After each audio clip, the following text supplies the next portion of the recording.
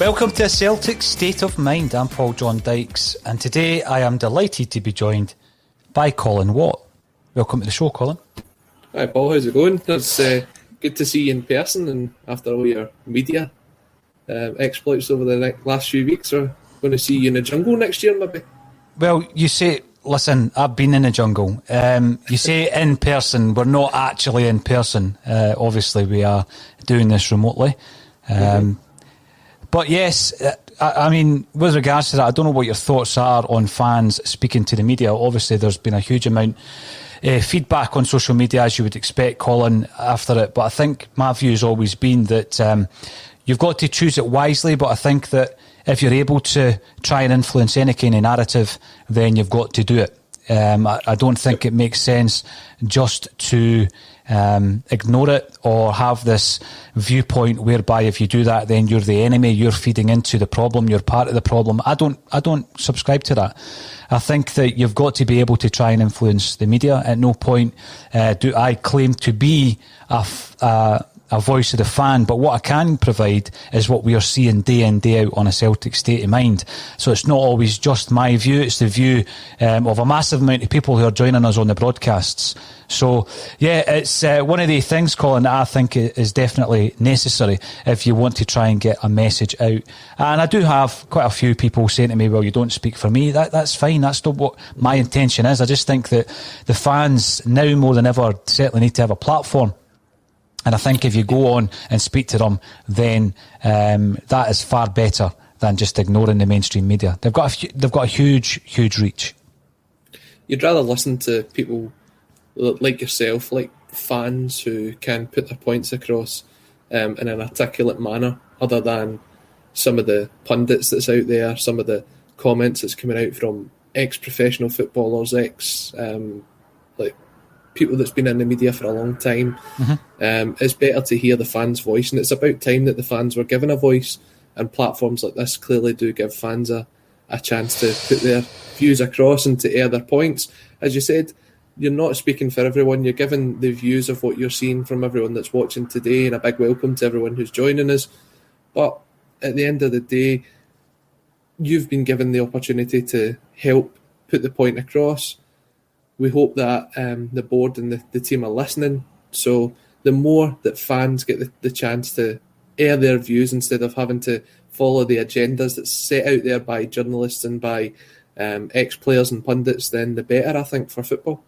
Well, you've touched on a point there in relation to fans getting their views over. And one thing I did mention on the Sky Sports chat yesterday, and I don't know if you've seen the full-length one, which was on a wee bit earlier on, Colin, but it was aired on that. And it was the fact that, you know, the club has previously allowed fan platforms into the press conferences, and they have given some access to a chosen few, of which a Celtic State of Mind have never been, accepted or allowed in or invited into anything of that nature. But we do know that the 90-minute Cynics, I think they're now called the Cynic, were in until recently. So that was confirmed, and I just think it's a bad move to cut that line off. I think you should embrace the fans, you should embrace fan media, and it's a great way of engaging with fans. And obviously just going by the tweets that I saw the other day from the Cynic Twitter page, I find that really unfortunate. I think that's an own goal by the club.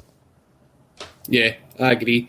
And you look at the influence that some fan groups have, especially down south. You look at Arsenal Fan TV, you look at the guys down at the Anfield Wrap. It's just, fans want to listen to things that are about the club. They don't want to look at the agendas that are set by the press at times. I mean, you take a look at Chris Boyd at the weekend there, picking his team of the week, and it was full of Ross County players. Nobody wants to pick up a paper and read nonsense like that.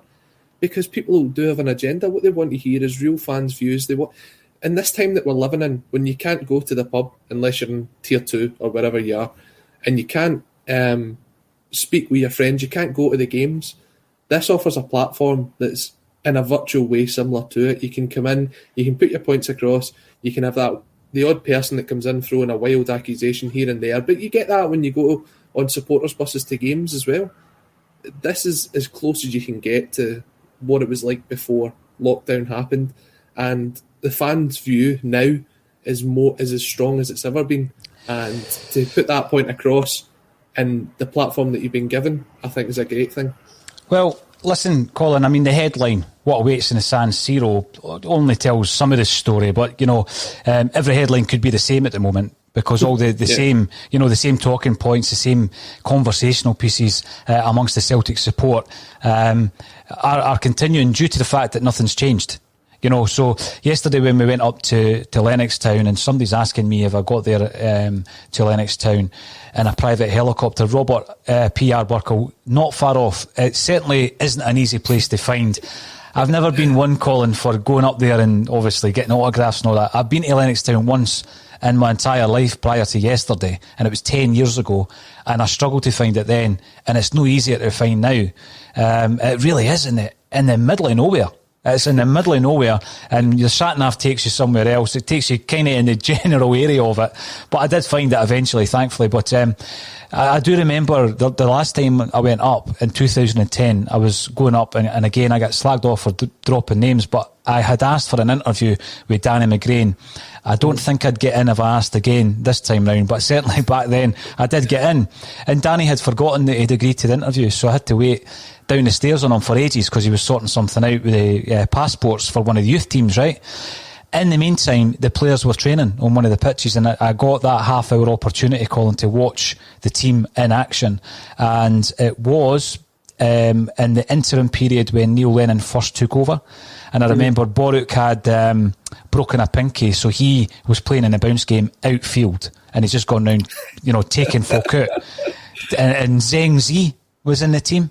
Remember he scored a free kick at Tynecastle. We remember he scored the free kick at Tynecastle. I remember he scored, aye. It was the Friday before that game. So it was an interesting insight back then. This time round I didn't get past the barriers, and probably will never get past the barriers again. But obviously there was a few points raised, and it would be good to discuss them because they are the points that I can see being thrown around on social media at the moment. Social media is a strange place at times, Colin. I mean, by God, you get some stick on that place, eh? It's, I was speaking with Ali Begg before this, and he's saying it is a bit of a poison chalice. It's a great way to get your adverts out there and to publicise things, but some people's views on it are just absolutely incredible, and you just wonder how they can sit there with either their phone in their hand or their laptop on their legs and just put that point across and then think that they're being reasonable. But this is a free world. Everyone has free speech, as one of our regular commenters is. Free speech for the dumb. So the thing is, Colin, there's free speech and there's hateful speech. I wonder how a lot of the people that comment on my posts, I wonder how they got their mobile phones into their police cells. That's what my concern is. Or their padded cells. Now, the Black Dog is commenting on YouTube, the strength in adversity and forward together statements from the club serve only to unify the support against the current incumbents. A slow release of self-destruction with lasting consequences. Now, it was something we raised, and obviously one of the big things that we spoke about yesterday morning, it was aired in the afternoon, was a lack of engagement from the club. And what then happened about an hour later is a statement came out from the club, and what followed that statement was a video from Scott Brown, and somebody says, it was almost as if he was blinking to say SOS, as if he was being held hostage. Did you see the video? I did. It's a very uncomfortable watch. Very uncomfortable watch. So this is the PR. This is the PR offensive, the charm offensive, Colin. Do you think it's working? It doesn't seem that way, does it? I mean, if you take a look at the tweet that came out with the statement on it, it tells a different story from what the story that Peter Lawwell's trying to put across anyway.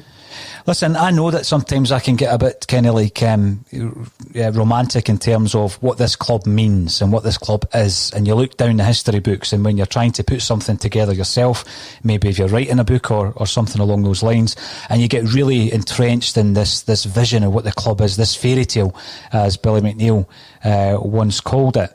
And during times like this, I do believe that people need to pull together in adversity. But what we can't do is we can't continue to be asleep at the wheel. In fact, we're worse than that. We're drunk at the wheel, and we've been intoxicated as a club. As a club, we've been intoxicated by this level of success, but not just the success, but the fanfare that comes with that. So this entitlement that I keep hearing about, I think there's an entitlement on those in power at the club, and that entitlement is that we can do and say as we please, and you will still continue to buy your season tickets. So this entitlement, let's turn it around. I don't think it's the fans that are entitled because we're demanding change. I think the entitlement starts at the club. It's the word entitlement. Completely, I'm so flabbergasted by it.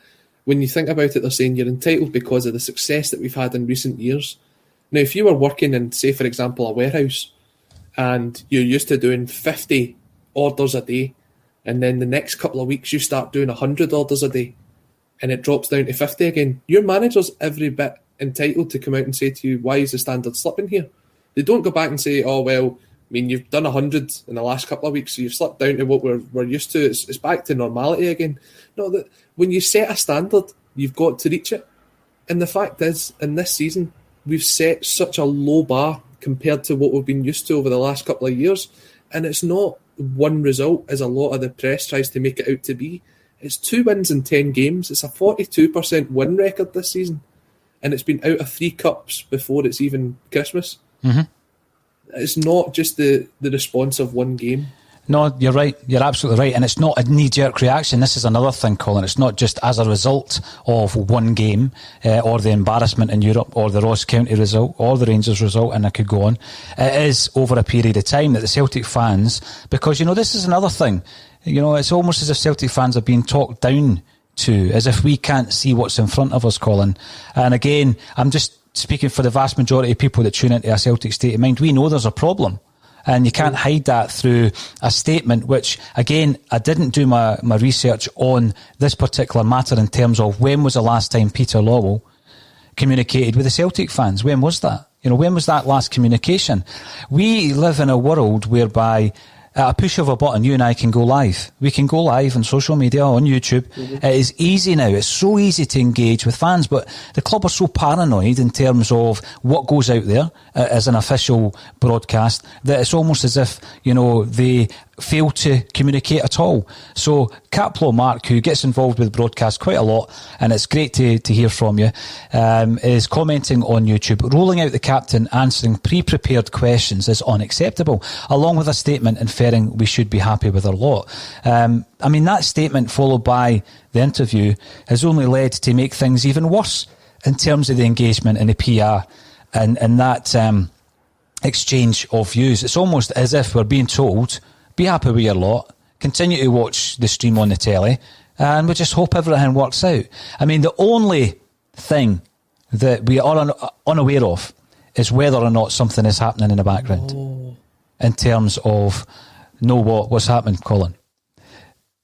In terms of anything that's happening in the background in terms of their own plans to replace the management team and the coaching staff. And I did make the point yesterday of not singling out Neil Lennon because I wanted to make sure that it was a joint responsibility, not just because I am a massive Neil Lennon fan and I know what he's done for the club, but because it is a joint responsibility. So you could almost have it in 3 tiers. So you've got the playing staff who are underperforming. And I named 3 players there. That might have been unfair. There's a lot more than 3 players who have underperformed this season. We then have the management and coaching team. And obviously Neil Lennon is the head of that, and he's getting a lot of the flack. But we shouldn't miss Gordon Strachan's son, Gavin Strachan, and John Kennedy, who are part of that. And then you've got the board up on high. There's Colin coming back in. Up on high, and the board have got a massive part of that responsibility. So if you look at where the board are, and I mean, I'm asking people without referring to a matchday programme or the website, how many of the board members can we actually name? I mean, they're almost faceless entities. We've got the figureheads in Peter Lowell and the major shareholder in Dermot Desmond, but then the other ones are almost faceless entities. They're old school suits. They do not connect with the fan base in any way, shape or form. So I think that maybe not on a short-term basis, but certainly long-term, the club need to look at the three-tiered systems. We need to look at how we are set up at the very top in the highest echelons of the club. Obviously, the management issue is one that we need to deal with straight away, and then that permeates into the playing staff, which is probably a more long-term project if we want to change the shape and the look of that squad, Colin. So it's important not just to single out Neil Lennon. I know that the headline yesterday was Celtic fans still want Lennon out. It's a much bigger issue than that at the moment, isn't it? Yeah, definitely. I mean, it kind of stinks across the whole board from top to bottom. There's players in there that you're thinking just aren't pulling their weight this season. Between the management team, there seems to be some sort of fallout. I seen a tweet from Chris Sutton today suggesting that there's potentially a fallout between John Kennedy and Neil Lennon. That's the last thing you need when you're going through a run like that at the minute. He didn't say it in as many words, but when you read what he's saying, that's basically the point he's trying to put across.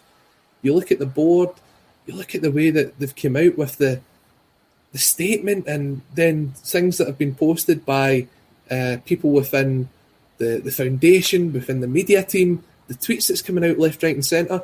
It just doesn't seem right what's going on at the minute, and we all knew that this year was probably going to be the end of the era regardless of how it went. If you won the 10, that era was sort of done. Moving on to 11 and 12 is a lot more difficult to sell than moving on to try and win in 10. There was probably going to be a complete restructure from the players that were out there, the staff that we had. So we knew this was going to be the sort of tail end of the series. But for it to go out in the fashion that we're going out in the minute, it's really, really poor. I don't know what it is, but I don't know. We said on Sunday, would Lennon get the sack if he lost the game to Ross County? And I said at the time he wouldn't get the sack because it just seems as though the forward planning that Celtic have is non-existent. So well, that's a concern, isn't it? But see the big thing, Colin, and I keep coming back to this. I'm pretty sure Neil Lennon will be in tatters at the situation that we're currently in. Mm-hmm. I've got no doubt about it. But I've been speaking over the last few days to a couple of people involved in football who are Hibs-minded, if that's the right term. And they were talking about Neil Lennon's time when he was at Easter Road and how he come in and that Hibs needed Neil Lennon at that time. They needed the impact that he made when he came into the club at that particular time. Then they had this great run, as they seen it, but in the final season, there was this deterioration. Basically what happened was it wasn't just a deterioration on the park, but also there was issues off the park. So there was relationships being fractured, and there was a famous one, obviously, with Canberra, which resulted in a training ground bust-up, which ultimately resulted in the loss of Neil Lennon's position and loss of his job at Hibs. But what they were talking about, which I found really interesting, was that when things stopped going right on the park, Colin, what you seen was every single game, change after change after change, different personnel, different shape, trying things, because I think it gets to the point where sometimes the manager loses that instinct because they start doubting their choices because they're in that situation where they know that obviously they really are under pressure. I think that's where Neil Lennon is at the moment. I think he's tried just about everything he can with the personnel that's available to him. And if I'm running the club and I'm looking at how poor we've been this season, and there's a bounty in January to try and buy some reinforcements, you've also got to think, do you want to give it to the manager who's failed so far this season? Or if you've got a plan, surely it goes to the new gaffer. As you said, if you've got a plan, it doesn't feel as though there's a plan there.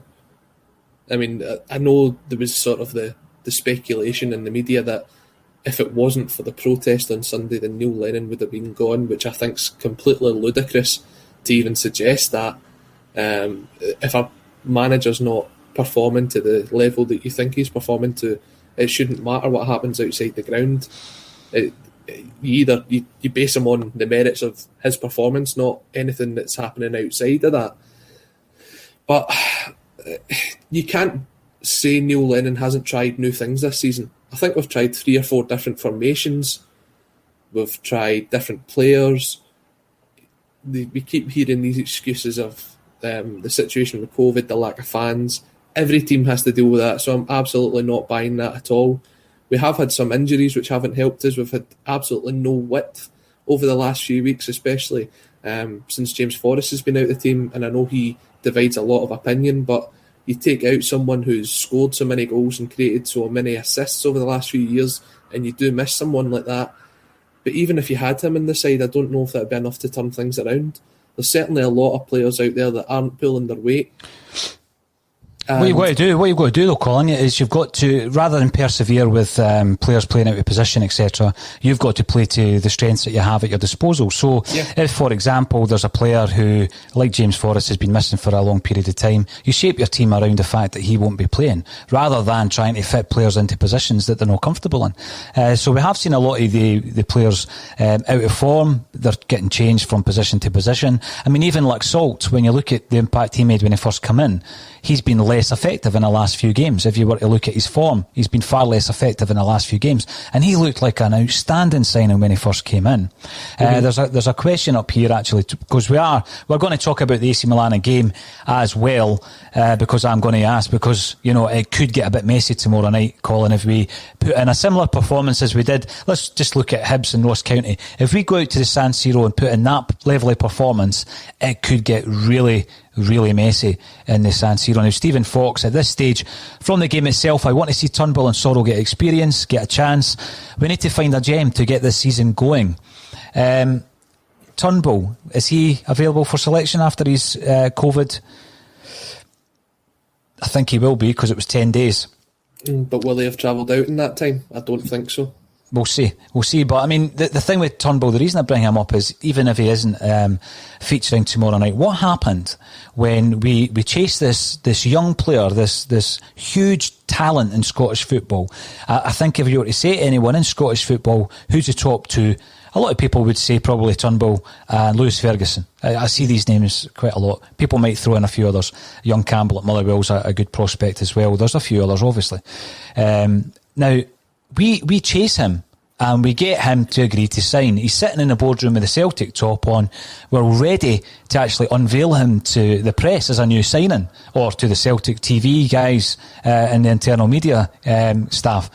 Then obviously this issue turns up. So we have a chance to sign him. We go back in for him. We wait for an extra year, Colin. This is how much we believe in David Turnbull. This is how much we want him as a Celtic player. And obviously he also waits for us, because I'm sure there's other offers on the table. He comes in, correct me if I'm wrong, he started one game and we're in December. Yeah. So a big part of the issue with the play and the drop in tempo and the lack of creativity and the lack of directness has been the midfield. So why not give Turnbull more minutes? I mean, it's quite frustrating when you bring a player like Turnbull in and he's not playing. Now, you look at Barkas. Barkas was supposedly injured after a clash with Duffy, and he then misses something like 8 or 9 games. And he's then the second choice goalkeeper. He's a £4.5 million keeper not getting a game. Granted, he comes back in. Duffy comes in. This is where I'm going with this. So Duffy comes in, and it emerges during the week that Neil Lennon apparently had doubts about Shane Duffy. Now, what I'm going to do is I'm going to go back to 2003, and when Peter Lawwell was appointed, here is a direct quote from the press the following week. Celtic last week announced that businessman Peter Lawwell is to replace former Chief Executive Ian McLeod in the role of Executive Director, Head of Operations, in charge of all non-footballing matters. He had previously been the financial controller at Celtic Park between 1990 and 1991, working under Terry Cassidy. So he comes back in 2003, and he is dealing with all non-footballing matters.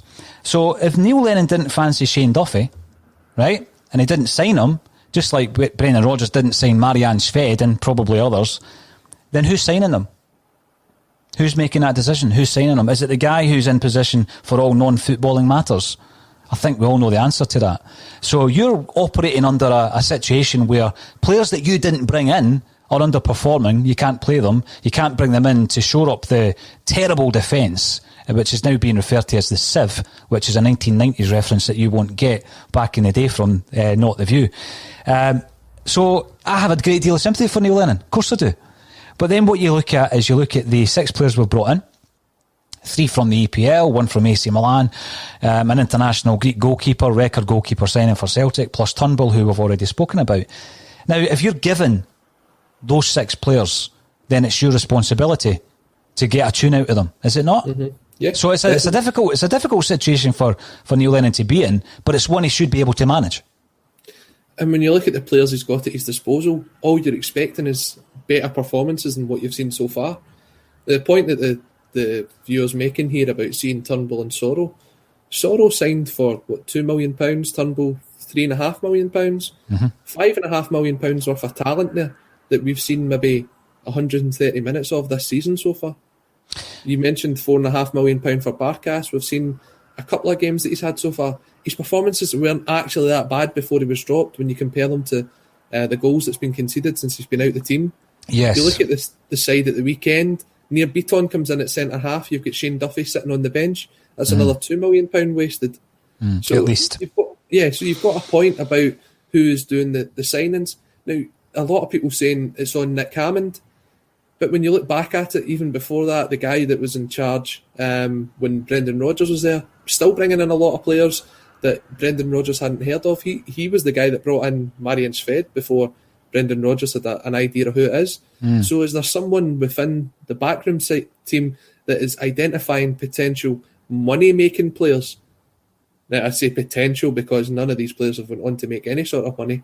No. And has fed it to the board over the manager's head to suggest, let's get him in as a project player. Let's spend a couple of quid here. I can list guys that have went on to be complete duds that we thought could go on and do that for us. Bayo, Ibui, Kouassi. There's a long list. There's a whole host of them, Colin, and you can go through the seasons that we have been dominating in Scottish football that you probably got away with that because there was no challenge. And this is the big thing. There is now a challenge. Obviously there is, because we're sitting second in the league. And as I said yesterday, second is nothing when it comes to Scottish football. But that's where the joint responsibility comes in. That's where we need to make the big differences. And I remember putting this out a wee while ago, back in August, that Marian Sved, Vakon, Izuf, Bayo, Jack Hendry and Ibu Kouassi all left Celtic Park in the summer. Combined transfer fees, £7.75 million. Combined appearances, 69. Total minutes, 3,180. Cost per 90 minutes, 219,360 quid. £250,000 for every 90 minutes you got from that cluster of players. And there's others, if you go further back, throughout the 10 years of, or so-called 10 years of domination. So that, again, is a club-wide issue, that we can't say Neil Lennon is a bad judge of a player, because I don't think Neil Lennon is a bad judge of a player. I think when you look at some of the players he was bringing in, first time round, because that's all we've got to kind of compare it with, and a lot of them were Neil Lennon players, Neil Lennon targets, 100%. You knew that. You knew that obviously there were certain people working on his behalf and identifying players, but Gary Hooper was a Neil Lennon player. He identified them. He went and signed them for, I think, £2.5 million. And that was Neil Lennon. There was various others. So, but again, you've got to then say that Neil Lennon knew the parameters of his own control when he took the job. And it's simply not working any longer, Colin. And that's why, no one is blameless in this situation. And that's why the people above Neil Lennon, who communicated with us yesterday, and it was 234 words of nothingness, I think. That's how I would describe the statement. How can they better engage with the fans, do you think, as a club? You asked a question earlier, and I don't think we ever put an answer out to it when you said about the last time that Peter Lawwell actually interacted with the fans in a sense like that. I don't know if it was the last time, but I do remember when Neil Lennon took over and they took him round a selection of supporters clubs to try and win the fans over, to try and get season tickets. I think that might be the last time I've actually seen Peter Lawwell doing something like that, to an extent where he's been so interactive with a large number of fans. Because when you put a statement out there, you're not actually engaging with the fans, you're just putting your point across. It's not even engagement, is it? It's just, there's your statement. Yeah, he can come on here and leave that exact same comment on today's broadcast. That's what he believes is an engagement with the fans. I know there's been fans groups set up, and I believe he's been at Celtic Supporters Association meetings in the past, but it just, there is a disconnect, and I think this is probably since the board were taken over when Fergus McCann stepped in. I think this is the biggest disconnect between the board and the fans has been in that period. Now, when we look, because, I'm just thinking when you're saying here about a disconnect, when you look at the weekender that we're putting together, and there's a ticker tape at the bottom of your page, we're putting together a quadruple treble. Let's hope that doesn't come back to haunt us. Charity weekender. A Celtic State of Mind aims year on year to do a charity weekender. Colin, this year we're calling it the quadruple treble charity weekender for obvious reasons, and it's really to support the most vulnerable in our societies and in our communities. And I'm going to bring up a list of the charities. There are 4 charities that are going to benefit from. There's a point to this. There is a point to this, not just plugging the charity weekender, but we're coming together with a number of other podcasts, other shows, other Celtic groups. I think now is the time. The time is now, as the Smith said. So the grand old podcast are involved, the Celtic Underground, who I think could well be the oldest football podcast in the world, by the way, the Celtic Underground. Celtic A to Z podcast, check it out. Come On the Hoops, Glasgow is Green podcast, who recently spoke to Kelvin Wilson. The Homeboys are involved. Celtic Da, which is a podcast, and I'm a Celtic Da, apparently. Ball Boys podcast are making a welcome return to the fray. They've been on a bit of a hiatus for a wee while.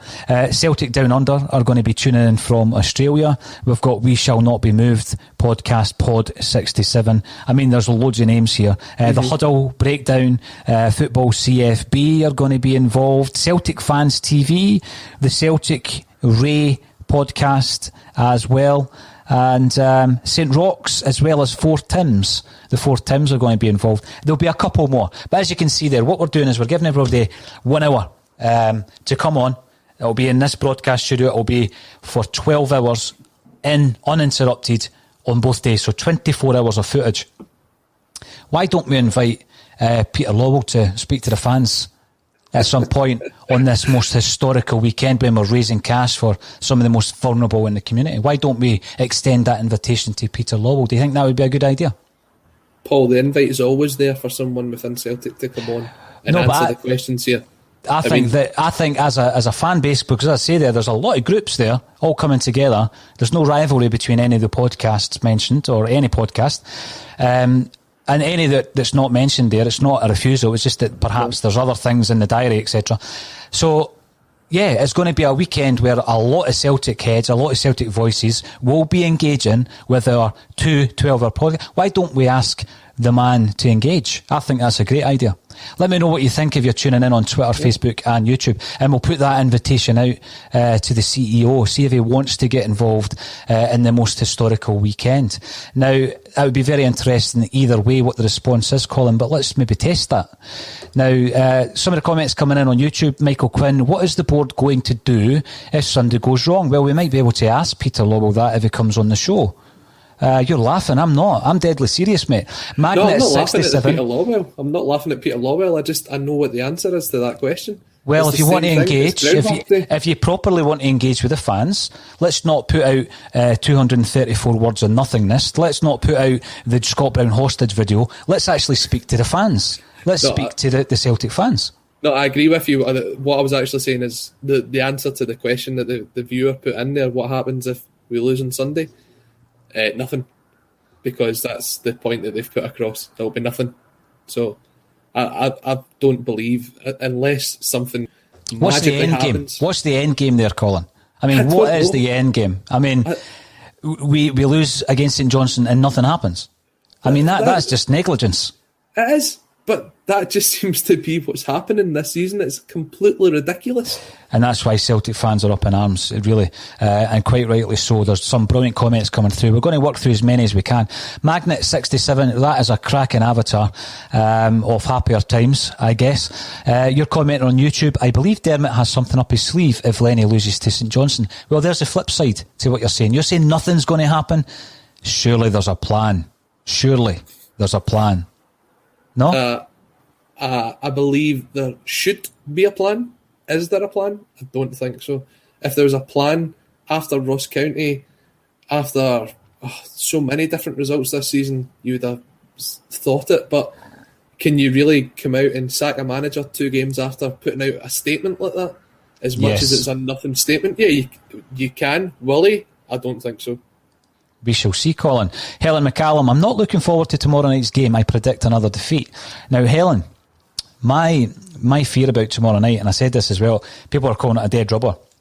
It's a dead rubber insofar as it means nothing in the great scheme of things for Celtic's Europa League campaign. It means something to AC Milan. It means something to Neil Lennon. And anytime Celtic play, and I don't care where they're playing, they could be playing a friendly or they could be playing in Europe, I don't want to see Celtic humbled. And I think tomorrow night there is a real chance, Colin, a real chance that might happen. Was that the game when Celtic conceded, I think it was 7 to Barcelona under Brendan Rodgers? Mm-hmm. And we were absolutely terrible that night. I think Dembele missed a penalty at 1-0. They could have made it 1 each. I don't even think it will be as good as that. I honestly have absolutely no hope for tomorrow night. And the only thing that could be a positive, if you're looking for any sort of positive out of it, is that Zlatan won't be playing. But for me, it's a chance not to see the great man playing football. Yeah, he's a great player. He's a modern day icon, isn't he? Robert P. Arbuckle, the board are happy to take plaudits from the fans. They need to be able to listen to criticism as well. Well, the silence has been deafening, and that's why we raised that, because we know that a lot of fans were being frustrated with it. I mean, I think the example I use is there's a club in our league, in our division, it's Aberdeen, and what they did was they contacted individually every single season ticket holder over the telephone.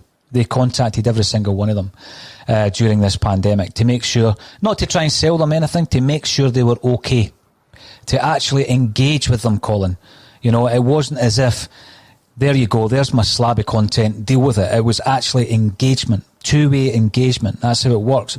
I found that tremendously inspiring in terms of the fact that modern football gets a bad rap, but that is the roots of why you fall in love with the game, because you feel part of the club and the club's part of your life, and they were engaging. And by the way, hats off to them, because I know they've lost an absolute fortune during this period. Then I asked the question, I know for a fact that there are vulnerable ex-Celtic players who are struggling through this period. I know that there's ex-Celtic players who have addiction issues who are struggling through this period. And there's those who have got illnesses who are struggling. And then you've got the widows of those who have sadly passed away, who may need some kind of form of support. What are we doing for them? Are they being contacted, Colin? I don't think they are. I doubt it very much, because the ones I've spoken to haven't been. Again, Engagement. Yeah. That's what we need. Again, it goes away from the ethos of what the club was built on. When you think about it, when it was set up to feed the poor in the East End from the Irish immigrants, and you look at the connection that the fans have had with the club right throughout the whole history of Celtic. You take a look at the Lisbon Lions, Celtic's the most successful team Celtic's had in their history, and how frequently they would go out to Celtic supporters associations, how they would go out and speak to fans, the engagement that they had then.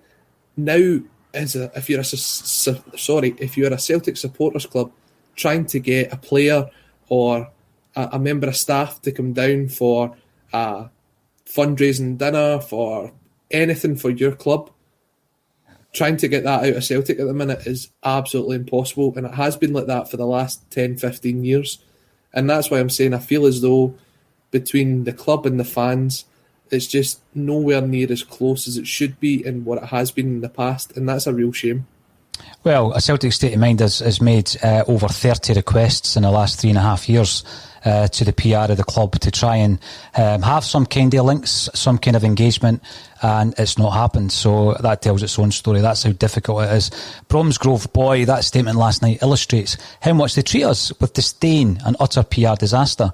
Absolutely agree with that 100%. And on Facebook we've got a comment: whatever happens in Milan, Lowell's job should depend on him handing Lenny full reign over coaches and squad. Ship in and ship out on Lenny's terms. If not, Lowell out. I think it's too late for that in terms of Neil Lennon, because I think you go into a situation in any job, Colin, but particularly in football, where there is a point of no return. You can't then get the players that haven't been performing for you back on side, and an entire change is required. And it's not just Neil Lennon, it's the whole coaching staff along with Neil Lennon, other than, and I keep saying this, other than Stevie Woods, because I don't think that would be a good move for Stevie Woods to get emptied as well. But also the thing with the broadcast that we're doing live is we've got Mark, who's coming on regularly to give Colin a wee chuckle. Watch the game, cry onto the Axom stream. Colin, this season of all seasons, we decide to do every game live, and it's not really going to plan. Just about every single one of you at one of the games, at the end, you're basically looking at the clock. It's 85 minutes in, you're thinking, I'm going live in 5 minutes. Is there anything we can talk about positively? It's been very difficult in that respect, is it not? It has, and it's probably not what anyone expected at the start of the season. Even on the opening day of the season, when you beat Hamilton, as much as you're kind of expecting that, you're thinking, right, we'll kick on from here. You're talking about getting the players in the window. You got the players that we thought were probably the players that were needed at that time. It's just been the effort level that we've seen from the players and even from the management team this season. It's just not been up to the standard that we've set over the last 9 years. It's ridiculous. And as you say, when you come on here, you look at some of the comments that's coming in. It's not just Celtic fans that you're broadcasting to, because there's fans of all teams coming in and having their say, and some of them are completely ludicrous, but they get weeded out. But it's good to have that interaction with fans of other teams who come in and they see what they've seen from their team. They look at Celtic over the last 10 years and they can put across good points as well to suggest, even from a non-Celtic fan's view, where they think things are going wrong. And having a platform like this where you can put fans' views across, it's so important in this day and age.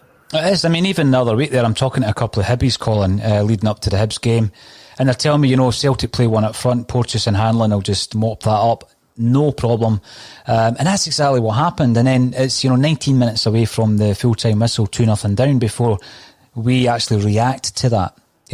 So it's very reactive, and the reactions aren't fast enough, and that's been a coaching issue. It's been a Neil Lennon issue all season. What happens when we bring on the second striker?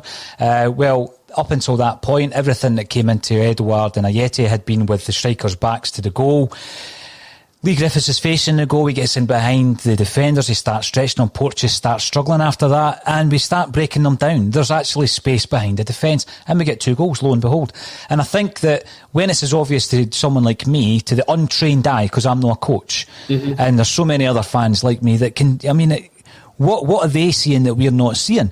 Now, Aero250, welcome back to the show. You're commenting on YouTube. Wee Jamesy Forrest is on your avatar. What would we have to have the wee guy back? I think a pumping is what awaits. Didn't he hold back now? Very possibly we could be looking at 2 wins in 11. Unthinkable. No manager in football should survive that.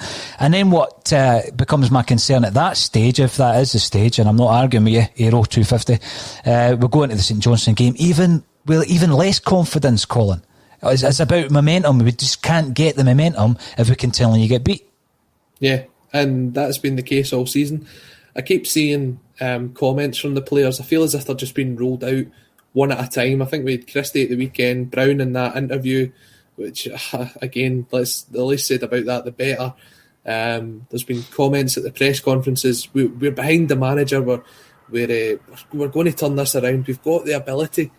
They keep saying this, but it's just birthday card pish. We've not seen it on the park yet. No. We need them to actually show us what they're talking about, because it's all words. and we've not seen that in action yet. There's not been one point this season, with maybe the exception of sort of 10 minutes at Pittodrie, where we've had our backs to the wall and we've actually managed to dig deep and get something. And even at that, we conceded in the last minute of the game. We chucked away the lead. Yeah. We chucked away the lead. Patrick Murphy, you're commenting on YouTube. It's clear a growing number of the Celtic support wants a change at every level. Lowell has been in his job 17 years and we've seldom made ambitious moves that look like they would improve us in Europe.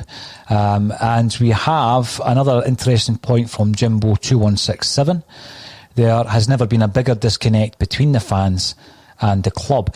What's your feelings on that in terms of the disconnect? How connected have you ever felt with the club, Colin? Because obviously when there's success, maybe it's not your priority to feel connected, and that's understandable, right? Because everything's going well. Take my money. How many times have we seen that on Twitter? They release something new, take my money, and it's the same when it comes to season tickets. But when in adversity, to use Peter Lawwell's word, I think that's when you need to connect with your fans properly. You really need to engage with your fans. I mean, I've said it time and time again, and I know there's issues with staff, but, where is the content? Where is this outpouring of real content that we know Celtic are capable of producing? Yeah, and you see it when Celtic need it. See when Ronnie Dyler was in charge and you had the top tier closed. It was always about, let's connect with the fans, let's try and get them in, let's do this, let's... look at it honestly feels as though they only connect with the fans when they're looking for the revenue to come in.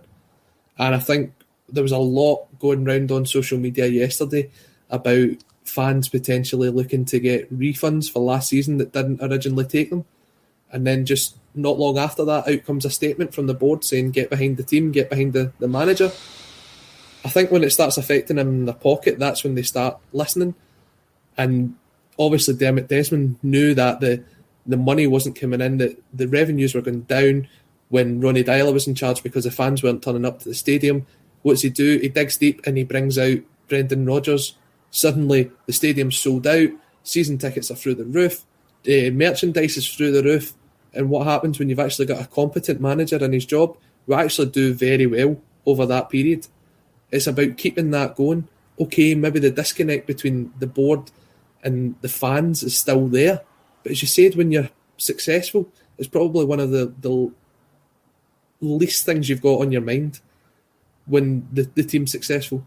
But when they're not successful, you still want them to reach out and to be part of it. But look at the fan ownership that's going on across Scottish football at the minute. There is a drive to get fans more involved within clubs because it does have a success. But at Celtic, unless the money's not coming in, I don't think they care. I think they see us more as customers than as fans. There's such a thing called average revenue per unit. It's called ARPU, and it's a very commercial term, and that's basically what people like Sky Television call their customers, just units. And it feels as though we are just a unit. We're just a number, a registration number, and we should be fans, not customers. That should really be the message. Jungle Lion, what do the board see that 99% of fans can? I'd love to know. And this is why I asked at the top of the show, Colin, is there a plan, that we're unaware of? Is there something brewing in the background? And if so, let's hope it's not Gordon Strachan, because I did read some comments from Strack, and he was quoted as saying, 60,000 people sing You'll Never Walk Alone. There are a few hundred people, making Neil Lennon feel like he is walking alone. The Celtic fans who all understand what's going on will make sure he understands that as well. Now, that not only is platitudinous, in my opinion, when he says the Celtic fans who all understand what's going on, what he's saying is those who aren't actually questioning what's going on, right? So that means that if you're not questioning it, then you're a guy that understands what's going on. I mean, don't come away with stuff like that, Gordon Strachan. I mean, at the end of the day, there's no way you could be anywhere near that manager's chair. I've seen his name popping up from time to time. And if he comes in, does that mean that Gavin Strachan can continue? Because for me, I don't want any of the Strachans in the dugout. I've got to say, no disrespect, I don't want any of the two of them in the dugout. No, it's Gordon Strachan's time for club management has been and gone. I think he did a good job with Scotland, and I think they got rid of him too early. But his time for club management is long gone. It's the same when I see the suggestions of Martin O'Neill as well. I don't think his time for club management is here. And it does feel like we are going back to the old Pals Act. When you look at it, Neil Lennon gets the job when Brendan Rodgers walks away. Did we have no one else that could have came in? No, we'll reach out to somebody that was here before. What happens when potentially he's going to be going? Or we'll reach out to guys that were here before and see if they'll take it on a short-term basis again. It does seem as though there's absolutely no forward planning. Unless they're a Celtic man, and unless they've been there before, then they're not being considered. It seems like jobs for pals at times. It does seem like that, but I think one of the parts of that, one of the issues, obviously, that creates is if someone is in that kind of level or in that relationship with Peter Lawwell at that level, then they can be controlled to a degree. And I think it comes down to control. If you bring someone in from left field like Brendan Rodgers, who has a fixed set of views on how things should be done, then they're less controllable. And essentially what happened was he couldn't be controlled. Brendan Rodgers couldn't be controlled because, I mean, he's got a set of standards himself. He's got an ego. He's got an ego the size of New York. Now, if you come up against someone who is equally egotistical and controlling, it's never going to work. But if that someone has more authority at the football club, there's only one winner. And that's exactly what happened. So if you want to bring someone in who isn't the old Pals Act, Colin, that is what those making the decisions have to take. Mm-hmm. Are they willing to take that? Because I don't think they ever will be. Therefore, we're looking at a much smaller set of candidates. When you look at the scenario, when we were supposedly to get Roy Keane in, and Roy Keane says it in his book that he was forced upon him that he would be taking on Ronnie Deila as his number 2. Now that suggests that there is that sort of control that you're speaking about. They were trying to force that on him. He couldn't pick his own backroom team. He was getting Ronnie Deila. And then when Ronnie Deila comes in, what was the connection between him and John Collins? None. Exactly. Once again, was Gavin Strachan Neil Lennon's choice? I don't think it was. There seems to be things getting forced upon managers if they want that Celtic job, and it's only coming from people that's above them. And until that changes, then the kind of ethos of the club doesn't change. The problem with that, Colin, is there are always going to be a huge amount of managers who are willing to take the job regardless of that. Now, we've seen the problems. We've seen the problems between Ronnie Deila and John Collins. We've seen the problems that it's created for Neil Lennon. The one time that it didn't happen was obviously in recent past, was Brendan Rodgers comes in, brings his own guys in, and we've seen how that ended. Mm-hmm. So there's a huge amount of managers who would still take the job. You know, just like Neil Lennon took the job, just like Ronnie Deila took the job. There's a huge amount. There's people like Roy Keane who think, no, I don't. I mean, there's so many people who don't need the job, you know, in terms of a financial level, or they've achieved everything in the game that they want to achieve. So they need to have the hunger, first and foremost, but they also need to be able to stand up to the board. And the problem is, if they do stand up and say, this is my, this is what I'm going to ask for, the chances are they won't get the job. And this is what I mean. So your criteria is going to really shrink the actual pool of managers, the pool of coaches that you can call upon. And that's why Neil Lennon was an easy appointment for Peter Lawwell, but he was the wrong appointment. You know, and history has shown that as well. We're Glasgow Celt. You're commenting on Twitter. Should fans be looking at having a proper set-up protest on Sunday if things don't change? Now, the reason I brought that up, I'd like to bring up the protest, because obviously without protests, we wouldn't have a football club to support, Colin. This is me giving you my wee Celtic dab it from the 90s. But without the protests, we wouldn't have a club. So I have no issues with protests, but obviously there was an issue with the fact that there was a gathering during these times, and we know the politics around that and the health issues around that. So yes, it was wrong. But protesting is something that, if it is done and it's done correctly under normal circumstances, then I think it's acceptable. Under circumstances where people shouldn't be gathering, then obviously it's unacceptable. So under these circumstances, we've got to try and use some of the other platforms that are available to us, such as a Celtic State of Mind. There are others available, obviously, but you can get involved and you can put your point across that way.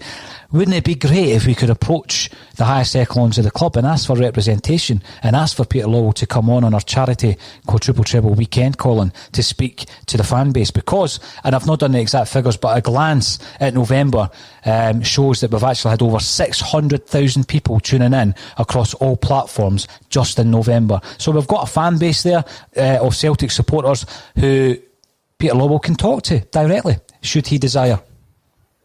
Does he want to? Probably not. I will be asking. I think it's a great idea to ask him. And there's a lot of comments saying, yeah, go and ask him. But I think the last time he spoke on a fans podcast was pre-recorded. It was an interview that went out, I don't know if it was last summer or the summer before. And it was for about an hour. And I believe that the questions were vetted before they were asked to him. Mm-hmm. So to get the actual point across to Peter Lawwell is so difficult.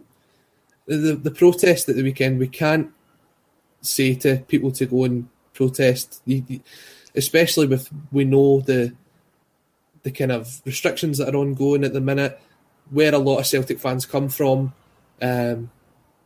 People that are in the local area will still think that they can go over and protest, and I understand why people would want to do it.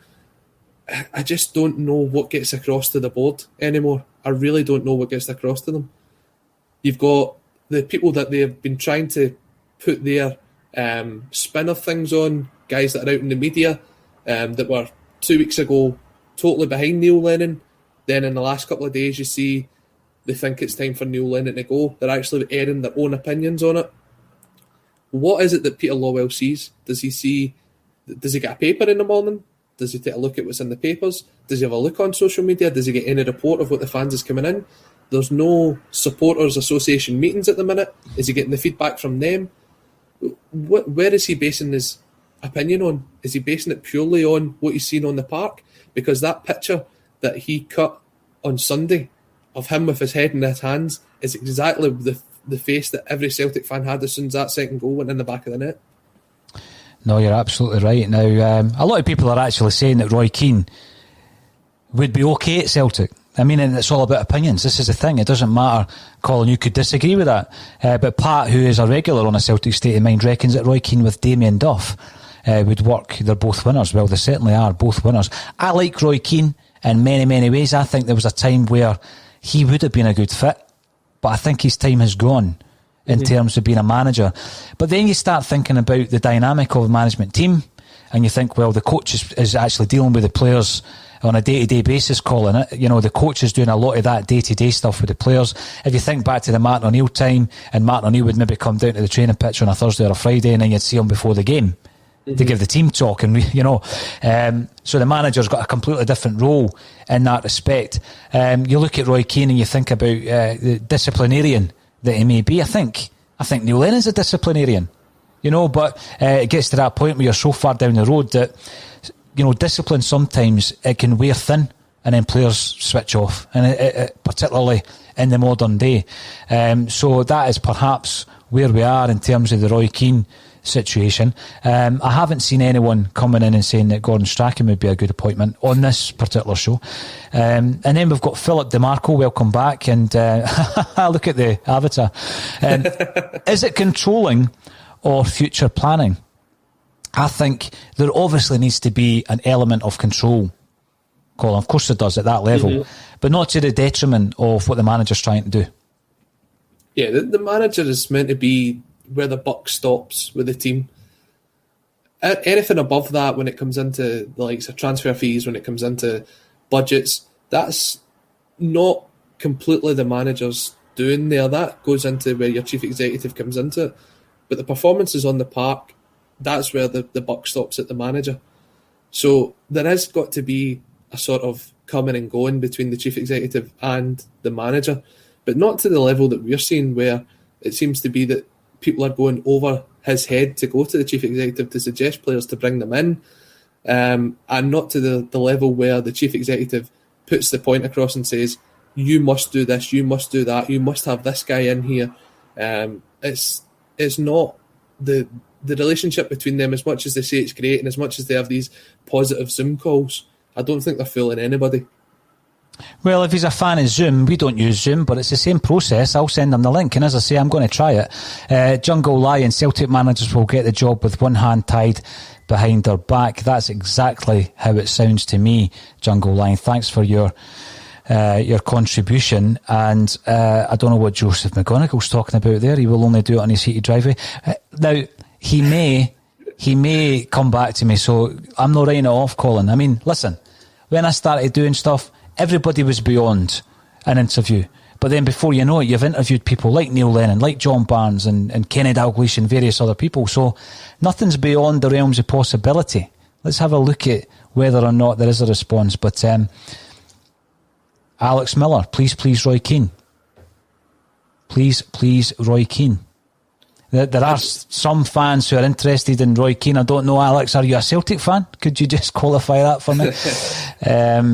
But I think that you're telling us that Lenny is talking to the media now on Twitter, so maybe the engagement has increased during the last couple of days, during the last 48 hours.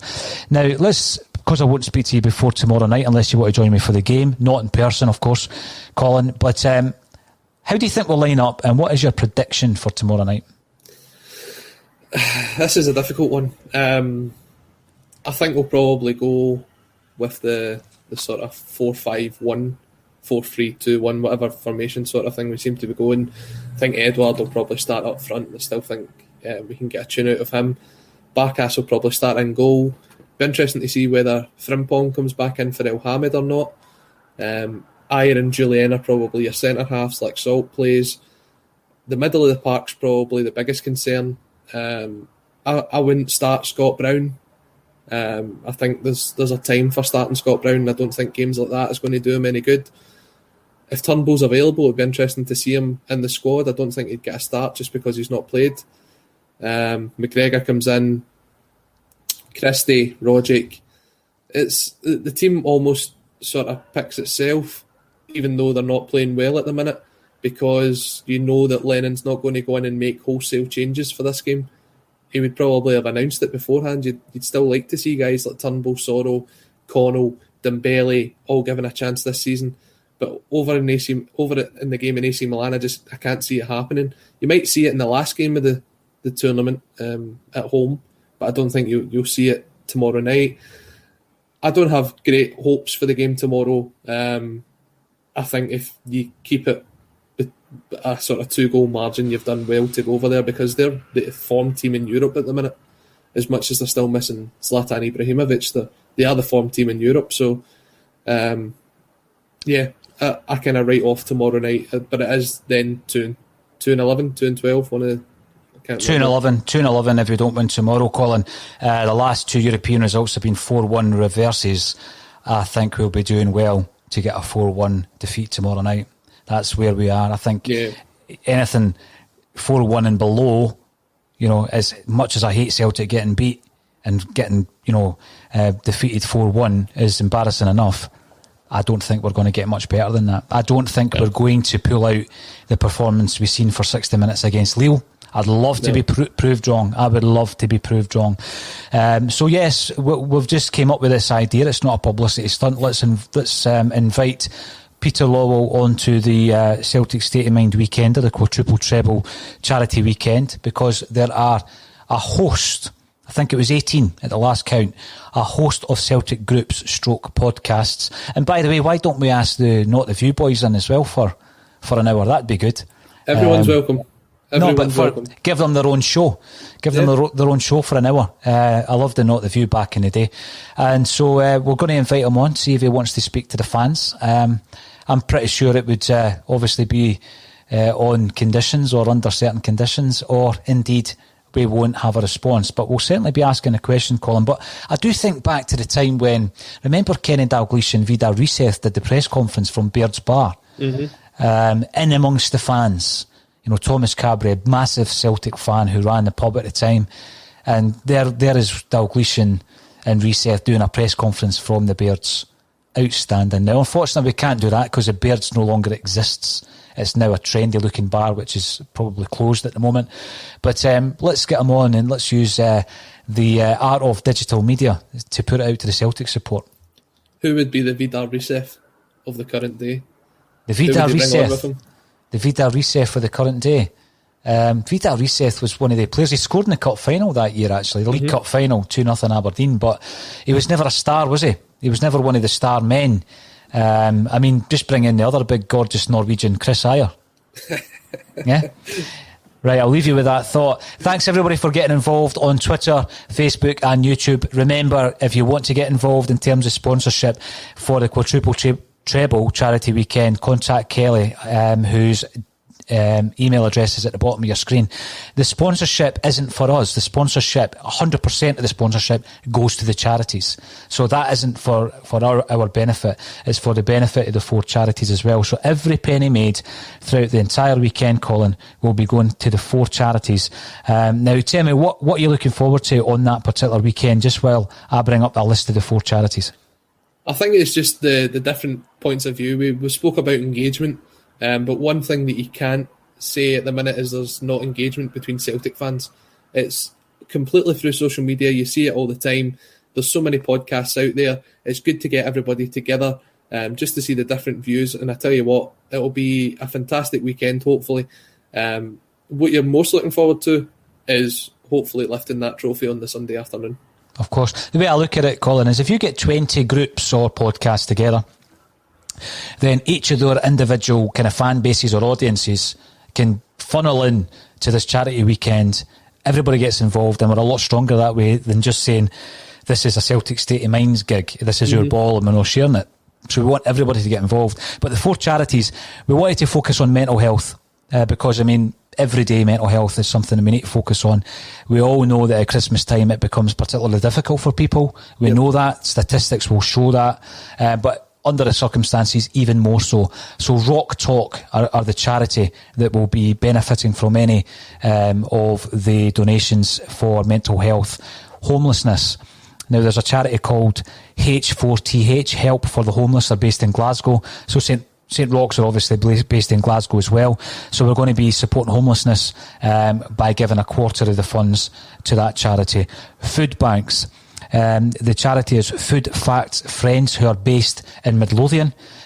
So they will be benefiting from the food bank fundraiser, and Vulnerable Kids with Children First, who are also in the Lothians. So there's the 4 charities that we're going to be giving the money to. We have massive targets, but we feel that 24 hours plus the sponsorship, Colin, could allow us to raise the money that we're targeting to raise. And the actual Just Giving page is open, so we'll start sharing that on the social media as well. So once again, thank you to everybody for getting involved, and finally thank you, Colin Watt, for joining me on A Celtic State of Mind.